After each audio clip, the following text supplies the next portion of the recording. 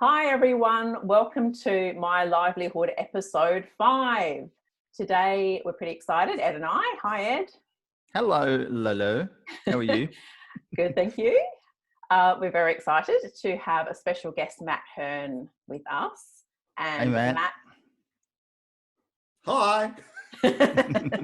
Well, it's early in the morning. We're actually all still warming up, so bear with us. We'll spark up. It's Monday. Let's be clear, it's Monday morning, not just any normal morning. And it's a dreary Monday morning at that.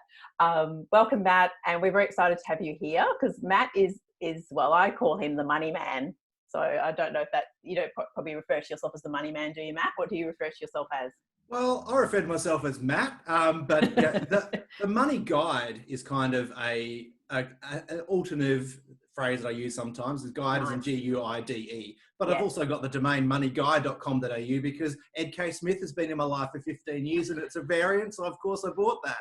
You poor man. I love it. And you could probably go money guy, money guide, money guru. We're all good with that. But let's actually properly introduce Matt. So Matt Hern, he's passionate about helping people afford what brings them joy. And I'm all for that. That sounds great.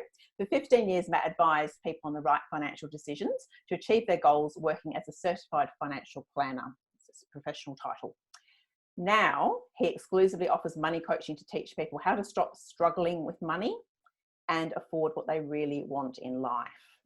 So Matt, we all go back, the three of us go back quite a way. We met, I think you mentioned 15 years ago, it would be at least that, wouldn't it? Through an organisation called National Speakers Australia at the time in SA. And and if that's 15 years, I was actually just really starting Career Wisdom at that time.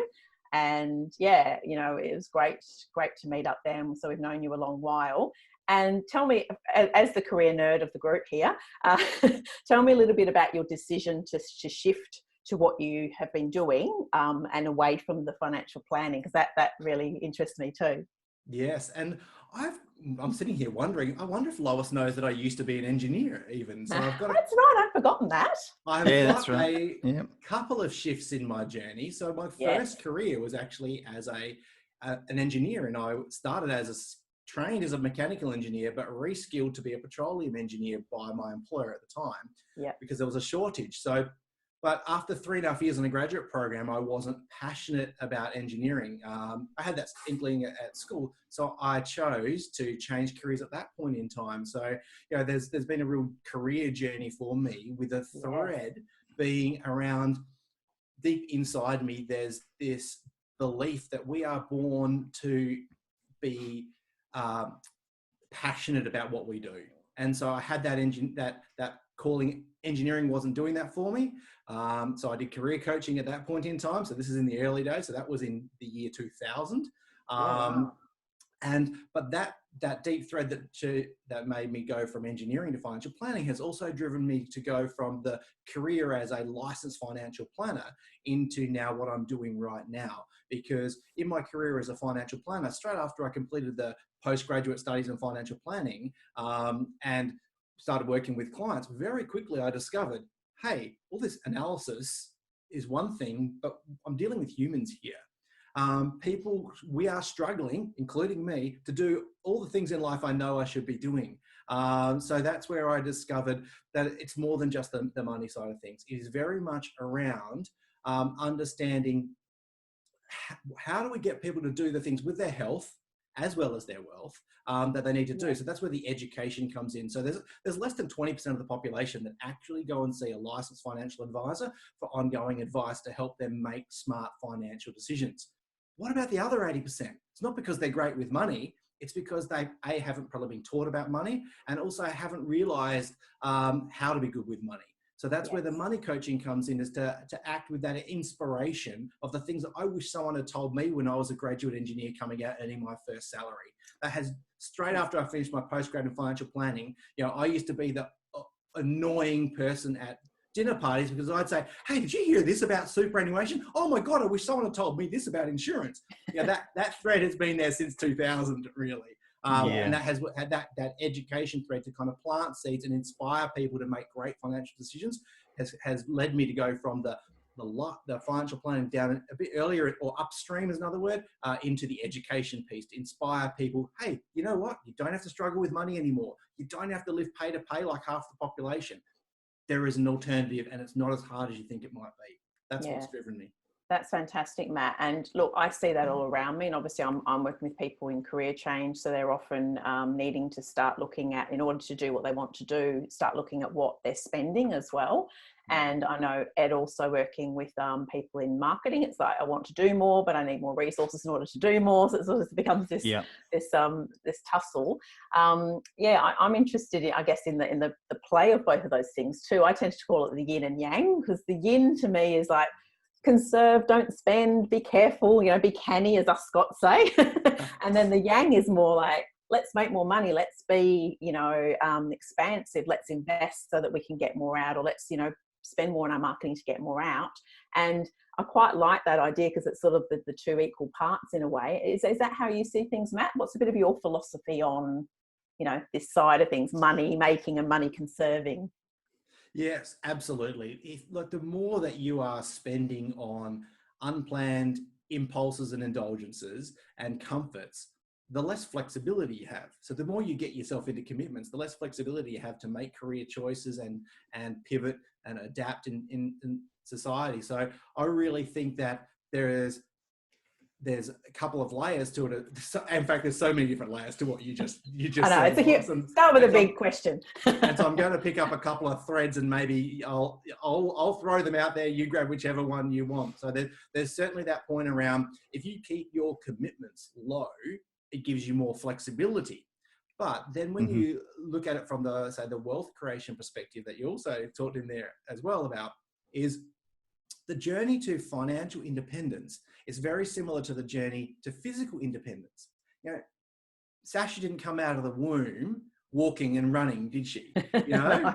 I'm pretty sure you guys remember her, crawling, trying to pull herself up, and then wobbling a few steps between each other, and then struggling. So there is those motor skills that she had to learn, and that all babies have to learn in order to be physically independent of their parents. Same with financial independence. We have to learn some basic skills. And one of those basic skills is cash flow management. So saving is the foundation of wealth. So whilst many people think, oh yeah, I've got a spending problem, or I don't have enough money, I should go and invest. Actually, maybe you're not ready to invest yet. So maybe you need to be focusing on that spending control element first, get that contained, build up those cash flow control, and then you can add the growth part that you mentioned, Lois, of investing. So I call it the 6 stages of wealth creation. It's one of the models that I talk about. So fantastic. So hopefully that kind of puts a layer into your question of the yin and yang, which I know is more like this, but I was more yeah, that's it. I've got my yin and yang things around my office. So I'm like, it's just like that lovely symbol helps me somewhat. And that's great, because absolutely, it's about knowing what you're spending as well. It's interesting, Ed and I were going through, as we do sometimes when the credit cards start to expire for a lot of the things, and with Ed's digital marketing side of things, Ed, maybe you want to elaborate, going through that and actually going, do we really need this? And these two things do the same thing, and even in our personal spending of late as well. Of course, absolutely. And I think a lot of people have been going through that in these changing times and economic hardships that a lot of people are dealing with, and unemployment and all that sort of stuff. They're really looking at everything through a microscope, going, do we really need to spend this much on that or this? And as Matt said earlier, a lot of them are luxuries. They're not necessities. And I've got a quick tip on that. Yeah, I'd like cool. to give a quick tip on the Met. I know that most of us don't enjoy doing that process, and we've only got limited time and energy. So I am a very big advocate of the Pareto principle, or the 80-20 principle. On which I reframe to say, focus on the actions that will have the highest impact for the lowest effort, and do them first. So when it comes to cutting your expenditure, if you're going line by line through stuff, break it into 2 big categories: comforts and then essentials. So start with your comforts. Now, comforts are like wants, but it's more those things that you don't necessarily need. A difference between, like, a comfort is eating out, groceries is food is essential, to make that kind of distinction. Yeah. So start with your comforts, because you're less emotionally attached to them. Easiest place to start. in that sense. And then with comforts, do it in this sequence. What can you stop? What can you swap? And what can you save? So very quickly going line by line and doing exactly that process. Oh, we can cut them out straight away. They're the easy ones, less emotionally attached. Then look at the ones that you can swap. So can you get a similar experience, like the emotional outcome, for a similar amount? Now, I know right at the moment through the COVID-19 pandemic, cinemas are shut, but if you spend a lot of money going out and having the family experience at the cinema, perhaps you can have that as a family movie night at home with homemade pizza rather than bought dinner. So that's an example of swap. Now, once you've eliminated those easy wins, then you go down to the ones that take more effort to do. That's where you look at the save part, where you try to get a better deal on ones that you want to keep. So you do that for the comforts first, and then you work down to trying to get a better deal on the savings, which is where my favorite idea of using the entertainment guide to, buy discounted Woolworths gift cards comes in, which saves at the average Aussie household about $700 a year for a $70 purchase on a gift card. Yes, and I saw that was in your recent newsletter, and also a post that I saw. So grab Matt's newsletter. We'll have it in the show notes so you can subscribe, because that tip alone was like, oh wow, because I knew of the entertainment book and we've had it over the years, and then it's gone digital, hasn't it? And some of these things you think, oh, they're a good idea at the time, and then you maybe use it once or twice. But even using something twice, it's already paid for itself and you've gained if you go to a restaurant. But there's that extra dimension of purchasing the gift cards. What a brilliant concept. And it's a many other shops and places that you would probably all use all the time anyway. So that was a great tip, and you've got many more. I'd like to go back to the tip that I spotted, because I was actually going to say to you, Matt, could you do a post on variable income? And then I didn't get to you, and you'd already done it. So you're on to that. Because many of us are self-employed, or we have a portfolio career, we're small business, we're wanting to do that, we're straddling a few things. And, I always sometimes say, back in the day when I was in my corporate career, it might not have always been a lot, but it was dependable. And so you could sort of siphon it off into these different places.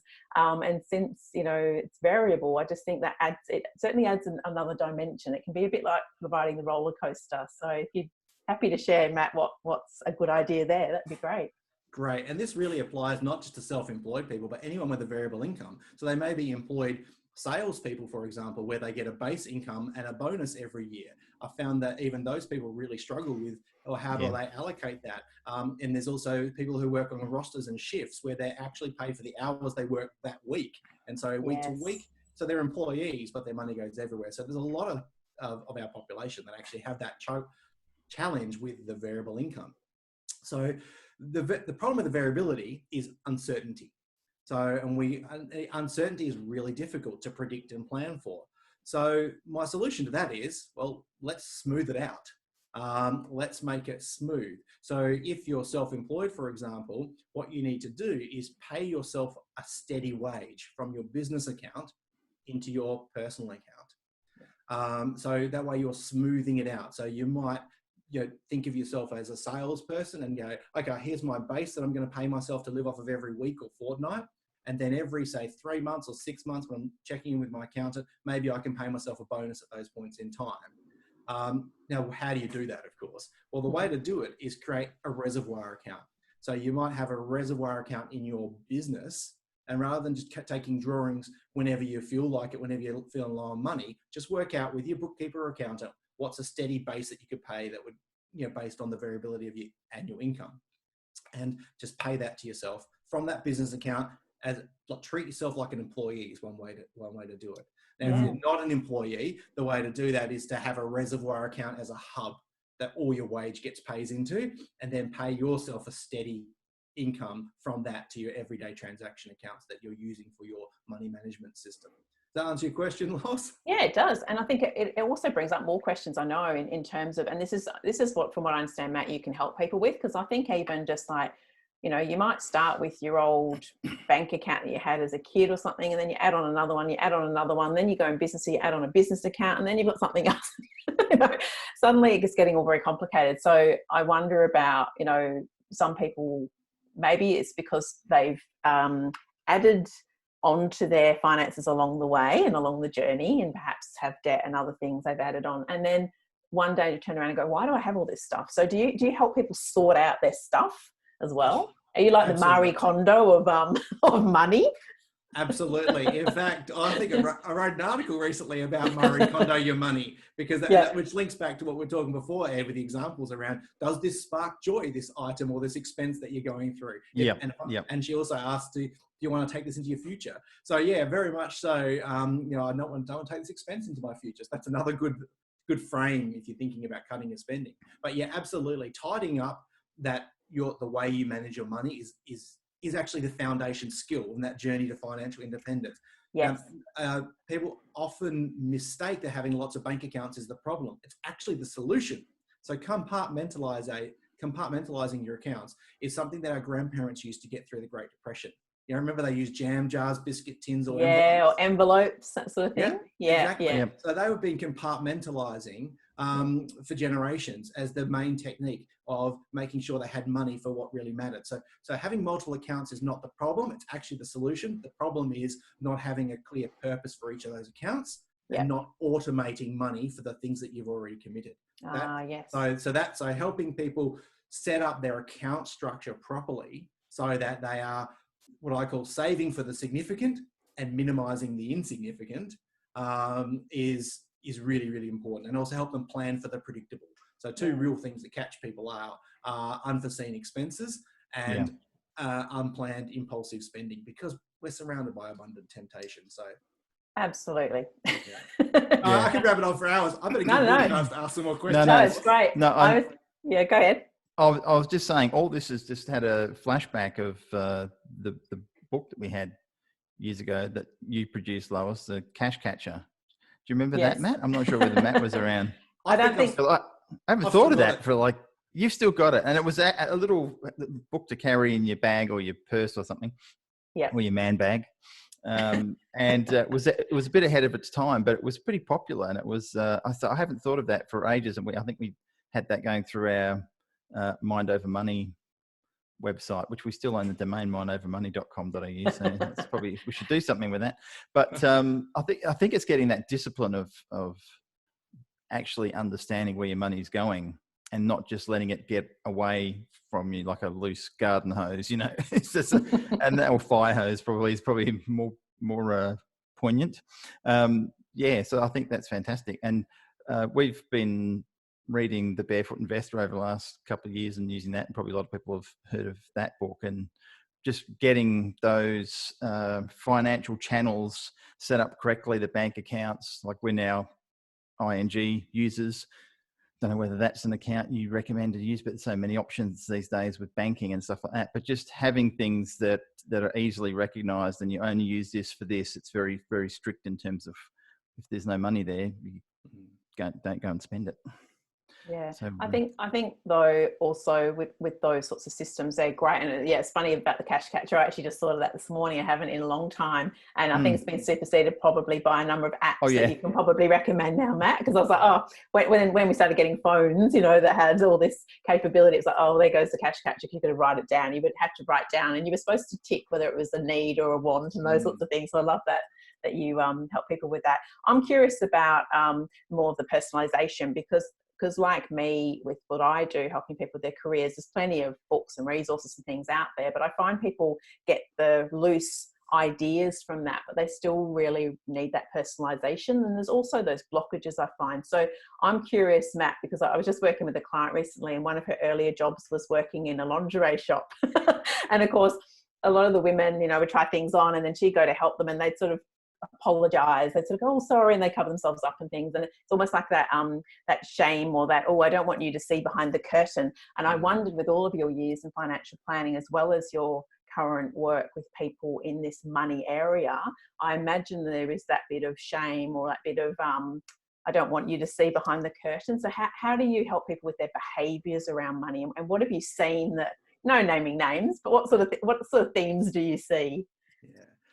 You're spot on, and I actually think, Lois, that is one of the reasons why many people don't stick their hand up and ask for help. Talking about money is such a taboo topic, we don't even confess it sometimes to our partners. about how we are struggling with money, the hidden purchases, which about 1/3 of people do apparently, hide purchases from their partners. Just a little bit of a side note there. So I think there's a lot of shame. Really? Under the cover of darkness, like a Navy SEAL. Yeah, well, I actually did have a client confess to me that she, after a shopping expedition, she leaves all the bags in her boot and then takes them in. So that's what. That's anyway, funny. we digress. Back to your question. Well, it's even harder now because, of course, you order things, and we're in apartments, so the doorbell goes ding ding, and then it's like, who's this? Yeah, well, that's where the trend has been. People have been delivering it to their workplaces. So I think COVID-19 might have actually illuminated some relationships. That's hilarious in that sense. But we digress. So yes, shame is a really big thing. I think that stops people, looking into that part of and saying, hey, yeah, I do struggle with money. So I guess my first message to say, you are not alone. We struggle with our financial health for the same reason that we struggle with our physical health. We're human. So we all struggle. I was not taught about money. So I came out with a graduate engineering job and had no idea, and had to start picking up books like The Richest Man in Babylon. And back in the day, it was Noel Whittaker's book, Golden Rules of Wealth, that was the real popular one that everybody had. And then Paul Clitheroe. So I had to teach myself before I went and changed careers. So you are not alone. The vast majority of the population struggle with money. So that's probably the first point I'd love everybody listening to this to realize, that you're not alone. And so, yes, I do see it. And so for those who get over that little hump and do stick their hand up and do come and see me, the really next message to say, hey, you're not alone. And so you could say I see one of my differentiators as being money advice with humanity. So it's about compassion. I am a no judgment coach. I have self-taught much of this. Some of my best techniques come from the fact that they're solutions to my own mess ups, of course, and my own struggles in that sense. So yes, I do see a lot of shame around it, but you're not alone. And it's not nothing to be too worried about. And actually, by asking for help, we can better tailor, like telling your actual stories of what you're struggling with is the best way to tailor the system to you. There's another thing I say to people is that struggling with money is not a problem with a lack of willpower. It's not a character flaw. It's actually a design flaw in the systems that we've been using to date. Yeah. Most of us weren't taught about money. So that's why we don't have really good systems that are working well for us to enable us to afford everything we want and make good decisions about, is this affordable or not? So the real important thing is, if you're happy to be open and honest and share what your actual struggle is, much easier to design the system for you that makes money management easy for you. So you just go from struggling to saving to easy to money management. And I love that you blend, the system design from your engineering days, and you've got the financial know-how that you self-taught, as well as being a financial planner for 15 years, and now working in a very personal space with people. What are some of the things you've seen from your clients? Oh, well, the story we just mentioned about the bringing the bags in, that's a really common one. Yeah. There's lots of struggle. I think the really big common thread that I see through almost everyone is that we are surrounded by abundant temptation of things to buy and do. So everyone has their own story of their weakness. So for me, maybe for you too, Ed, gadgets. Yeah. Early adopters. No idea what you're talking about. I don't resemble that remark. No. What's a gadget? Yeah, that's right. So, if Ed mentions a piece of software to me on the phone, I'm typing and Googling it at the same time as he's talking to me, and, I have to put that resistance in, the systems in place to not sort of just indulge and do that. So we all have that. A bit of an analogy to that is, I have never been to a buffet and not overeaten. Can you relate? Yes. The reason is because the food is abundant. It's really tempting. I've had plenty of food in my life. I know it tastes good, so it's very tempting, and it's so easy to pile it on my plate and into my mouth, and then eventually I'm expanding my pants there because I've overindulged. So we are immersed in a spending buffet.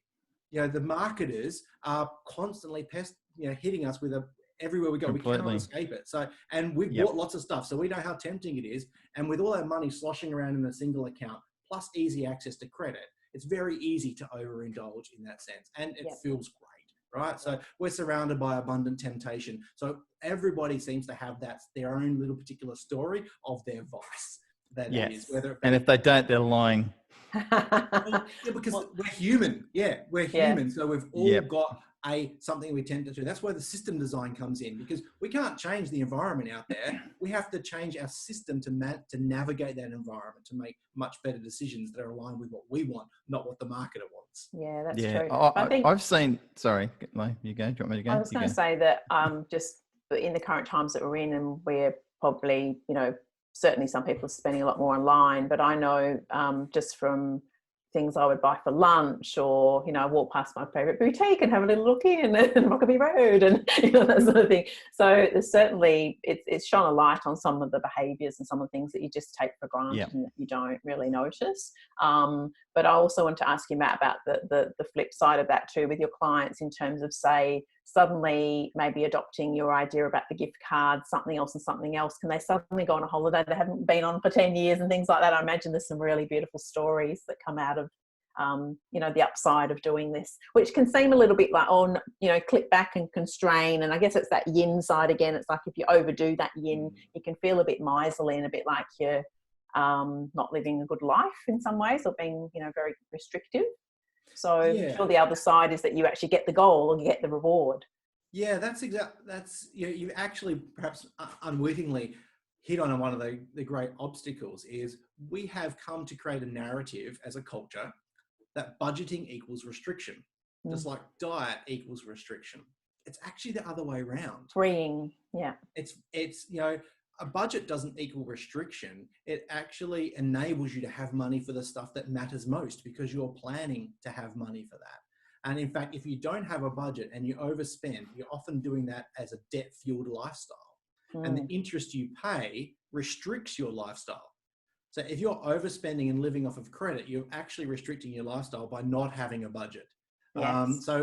And since that is just a narrative we've created, budgets aren't restrictive, we can just flip the narrative. We have the opportunity here to reframe that and say, actually, a budget is simply, as Dave Ramsey, a prominent American money educator, talks about, say, a budget is telling your money where to go rather than wondering where it all went. Yeah, that's great. I like the spending plan maybe is better. I think it's just that the word's got a terrible connotation to it, doesn't it? Yeah. Well, it does, but only because we accepted it as a culture. So I know so many marketing people have said, oh, you've got to stop using the word budget. I say, nah, with my clients, I just reframe it.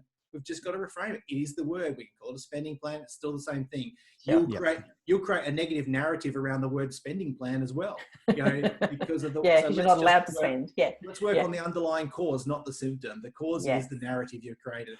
And so I think really important, what it is, a money plan, a spending plan, a budget, whatever you want to call it, is simply around making sure you have money for the things that really do matter most to you in life. So it's reframing missing out. So a budget doesn't mean you're going to miss out and have FOMO. It actually, not having a budget means you miss out on affording the really big things that matter most to you, which might be a career change to pursue your passion, which might be that big holiday in that sense. So yes, I find people go from, the stress of missing out on something that is really important to them. Because that's like, if we think, oh my God, I've always wanted to take the kids to Disneyland, but I just don't think I can afford it. That creates a lot of stress. But if all of a sudden we create a plan to make sure that's possible, we relieve so much stress. And we don't remember the insignificant things we blew our money on. So go ahead, Ed. Yeah. No, so I think I think it comes back to the grassroots of all of this subject, which is children and parents and their relationship with their children, teaching them how to do this stuff. But if the parent doesn't know, they obviously can't teach the children. And often money is a taboo subject around the dinner table, if people still sit around a dinner table and have food these days. It's one of those things where if the parents are embarrassed about their status of what they're doing in terms of money and where they're at and how much money they make and blah, blah, blah, then they don't want to have that conversation because they're embarrassed to have that conversation with their children. And then, of course, the children don't learn, and then all they do is pick up the same habits. And everyone's guilty. We're all guilty of that thing. I mean, I had a little bit of financial guidance from my parents, but it was more just some savings things and to encourage me to do a few bits and pieces, but no real in-depth information. I mean, Dad was like, Dad's never paid, and I can honestly say this because he keeps telling me, Dad's never paid a cent of credit of payment on his credit card in his whole life. Like, he's always paid off whatever he's put on the credit card has been paid off before it got to the point of getting any interest charges. So, and he would stockpile things on sale long before pandemic. Completely. Like my friends, lots of it. Yeah. My friends would come over and make fun of me because any cupboard or thing, anywhere you'd look in the house, you'd open up toilet paper, cans of peaches, cans of anything that was going to get used up. And Dad would always buy them only when they were on special. And Matt and I, we were talking about it the other day, and he would say to me, and I keep saying this to Sasha anytime she would come shopping. Sasha's our daughter, for those who don't know. And I say, never pay retail. Like, always get things when they're on special, particularly when they're things you're going to use. And if you're getting things that are often 20 to 50% off, Dad would say, money in the bank. And it is, because you're paying with after-tax dollars. It's coming out of the money you've earned. So why would you want to pay full price for things when you can get them discounted? But a lot of people's attitude, I've noticed, is that they're embarrassed. They think they're being stingy, or that and like, particularly when it comes around to things like the entertainment card. I've had that conversation with a lot of people, and they feel embarrassed to go to a restaurant or something and use that, because they feel like they're taking away from the restaurateur, and that they're being cheapskates or things like that. I think that is one of the biggest problems of the mentality that I've seen. So if the restaurant owner didn't want to go in it, he could have not gone in it. So his choice was to go in the entertainment. He's trying to attract business. So all those sorts of things just factor in. Yeah, our mindset is driving a lot of this in all of our areas of life. Absolutely. So, as much as I'm a money coach by the framing of my introduction, I'm much more than that. My passions are really around humanity and how I have a deep belief around we are all born with abundant potential, and this life journey for us is to discover that potential and then I guess embrace that potential and contribute to the rest of humanity. So some of my passions are very much around how do we be a great human being, and parenting is another one. For me, how we would be a great parent. And so Ed, a lot of that is around, well, what are the narratives that are driving our life? Have I got this shame around using a discount, and what is it telling me? The narrative that induces the shame is actually a cultural narrative created by consumerism, if you really think about it. Which is not, which I think on reflection is not serving us too well. Totally. So yes, being good with money is in some ways countercultural, sadly. It's become, couple of generations on, like being good with money was awesome, in the Great Depression and post World War II era, and all of a sudden it's become a bad thing. We can flip that. So I think back into vogue, Matt. I think you're in a very good position to help a lot of people who want to do it, but maybe just don't know how. Me in vogue? Well, I haven't been in vogue ever in my life. Definitely not at high school. So if I could be in vogue, Lois, you're the new sexy, mate. It's your time. It's your time, Matt. See, I think also one of the challenges that I keep seeing is, and most people would probably agree, is, and I'm not trying to blame social media in general. Social media is a tool, like a hammer is a tool. You can build a house with it, or you can smack someone on the head with it, but it's how you use the tool. But I think in terms of social media, particularly like Instagram and different social media platforms like that, there's a lot of people who are faking it, inverted commas for those who are listening, not watching. They're faking it, and they're posting themselves in these glamorous places, doing glamorous things in front of their rented Lamborghinis, and of course the people who watch that, they start to feel, oh, that's bad, I don't have that, I'm not as good as them. So they're doing the whole comparison thing, which is the worst thing to do. And then they start getting themselves in debt to try and keep up with the Joneses per se, or keep up with the Instagrammers. And that's just a trap I think a lot of younger people are falling into as well. How do you think on that side of things?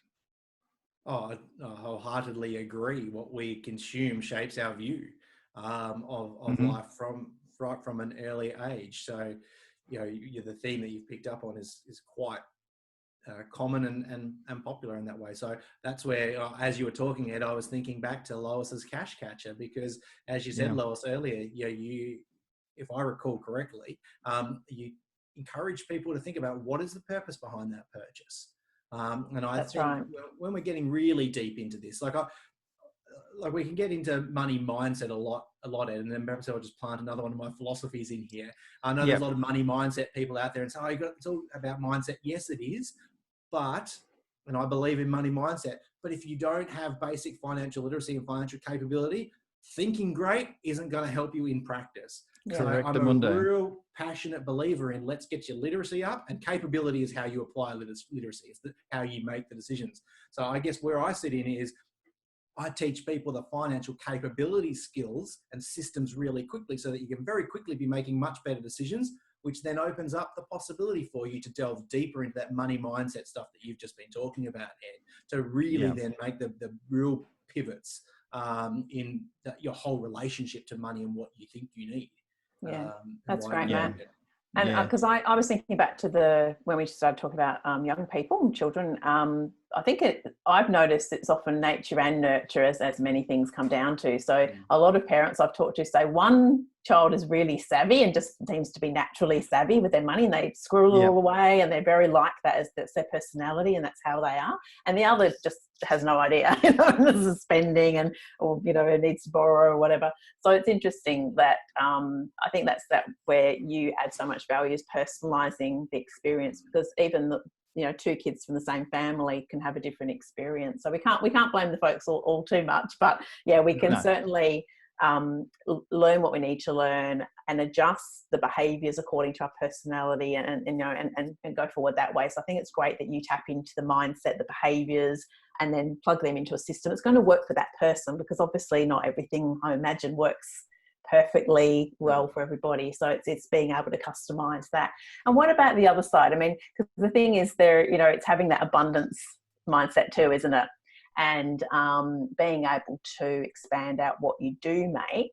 So let's, if it's okay to hustle over to the side hustle, or as you know from some of my snippets, I like to call it the portfolio approach, because I really, sometimes saying it's a side hustle, it sort of almost diminishes its value. And of course, for some people, they're working at something, they're trying to get over to that area that they're really excited about and they want to build for their future. So what are your thoughts on that area, Matt? How do you help people make that straddle, that transition?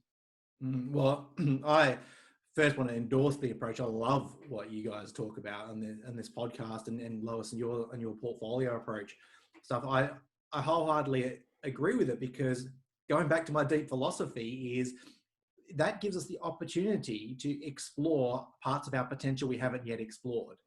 And I know that from my experience here, over 15 years working as a licensed financial planner in those days, all often, once I gave people space and teased out what they want out of their life, so often a goal was, actually, I'd like to try self-employment, or I'd like to start a business, or I'd like to change careers like I did when I was an engineer. And I thought, I could easily have stuck in engineering for the rest of my career if I'd believed everything everybody said to me at that point in time. Oh my God, you're throwing away 4 years of study in 3.5 years, 20 years later. And I'm much more passionate now. So I have this sense from my life experience that we often have that driving part in us. And that's where I come back to asking people to reflect on what matters most to you in life. Would you really be okay on your deathbed missing out on having explored that potential and explored that little idea? If not, and if you suspect you might have a regret, let's do something about it. Let's make sure money is not the reason you don't do it. So put the negative spin on it, because that's one thing that really breaks my heart. And it started back when I was studying to be a financial planner and transitioning careers. I'd just gotten a job, a foot in the door as a sort of a technical assistant at a financial planning firm. I told one of my fellow colleagues who's also trying a career change, and he said, but I was going to halve my salary from engineering down into there. And he said, oh my God, I'd love to do that, but I just can't afford it. So here he was, and that has driven me, like, for 20 years, since the year 2000. That has driven me, that tragedy, that not being able to pursue something that was really important to you because money was the obstacle. Yes. So I like to flip it and say, well, how can money help? Making really good financial decisions is really about making sure that you're using your money resource to enable you to be the best version of yourself that you possibly can. So if you've got that inside of you, that nagging thing that there's something on the side that you want to try, let's plan for it. Let's plan to build up a reservoir of savings that enables you to give that a crack, and a red hot crack, not for a month or two, but 6 or 12 months, to give it a red hot crack so you can really try it.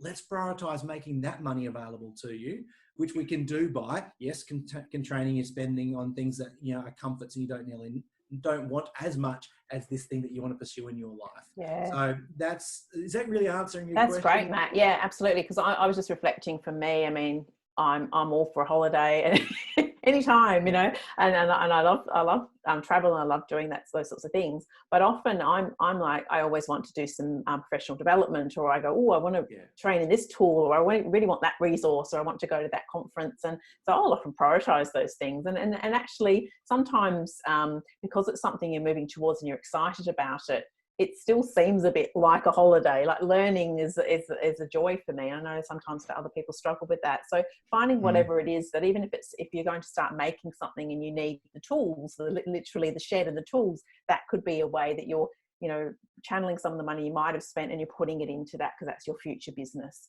So I think it doesn't come from lack. It comes from abundance, of saying, I'm moving in this direction.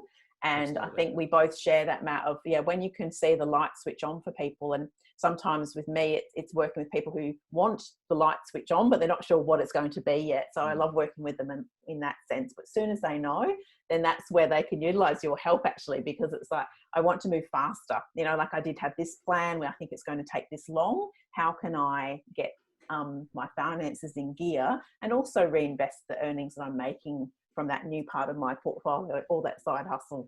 Oh, absolutely. And the other thing for me, as thinking about money, is so many times I've encountered clients through that career who want to change careers, and I say, but they're unsure about what that next portfolio piece will be. And I've encouraged them, because it was 20 years ago when the book "What Color Is Your Parachute" helped me change careers in collaboration with a kind of career coach. They weren't really a thing then. So more of just a generic coach who helped me with the career stuff at that point in time. And so many times I've encouraged people to go and see Lois, go and see a career coach to help coach you through these really tricky decisions. And many times people have said to me, they've been sitting there in this state of dis-ease and stress about their career. They don't know what to go to. And I say, go and see a coach. Oh, I don't think I've got the money for it.